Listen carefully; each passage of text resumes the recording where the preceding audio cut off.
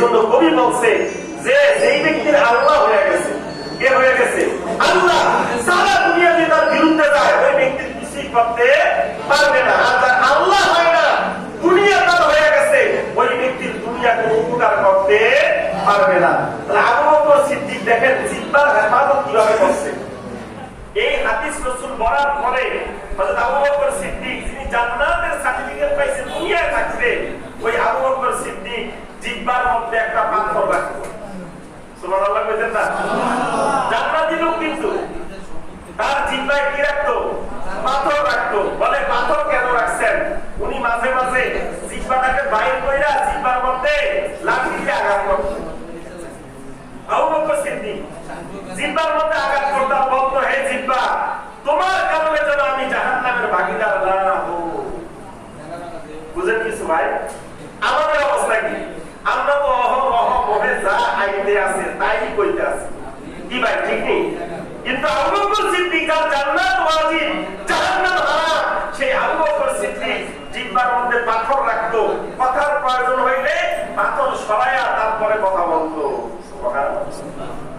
3 নম্বর গুণ জান্নাতে যাওয়ার জন্য, 3 নম্বর গুণ ক্ষুধার্তকে খানা খাওয়াবো। আমাদের সমাজে ক্ষুধার্ত আছে না নাই? অসহায় মানুষ আছে না নাই? না দেখলে দূর দূর করে, এই সরো সরো সরো, কি আমাদের সমাজে আছে না নাই? তাহলে ক্ষুধার্তকে যেই ব্যক্তি আহার করাইবে, ক্ষুধার্তর প্রয়োজন যে পূরণ করবে, আল্লাহ রাসূল বলে কাল কিয়ামতের ময়দানে জান্নাত তাদেরকে ডাকতে থাকবে, আসো উদখুলু, প্রবেশ করো, ফিসিলনি, যেদিক দিয়া খুশি জান্নাতে ঢুকে যাও। সুবহানাল্লাহ।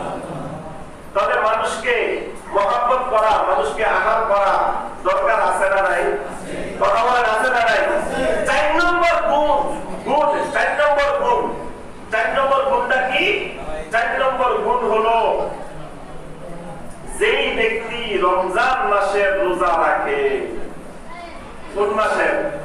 রমজান মাসে রোজা যেই ব্যক্তি রাখবে, ওই ব্যক্তির হলো 4 নম্বর গুণ, যে রোজা রাখবে কাল কিয়ামতের ময়দানে ওই ব্যক্তিকে জান্নাত বলবে তুমি আসো, যেই দরজা দিয়ে খুশি তুমি ওই দরজা দিয়ে জান্নাতের মধ্যে প্রবেশ করো।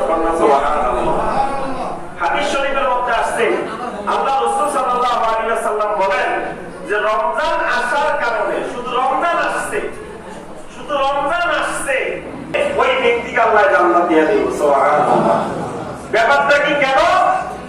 এর আল্লাহ রাসূল বলছে যে যেই ব্যক্তি রমজান পাইলো, রমজান পাওয়ার পরে তার গুনাহ মাফ করাইতে পারে না। বলেন কি মাফ করাইতে পারে না? গুনাহ মাফ করাইতে পারে না। ওই ব্যক্তির উপর আল্লাহর পক্ষ থেকে লানত।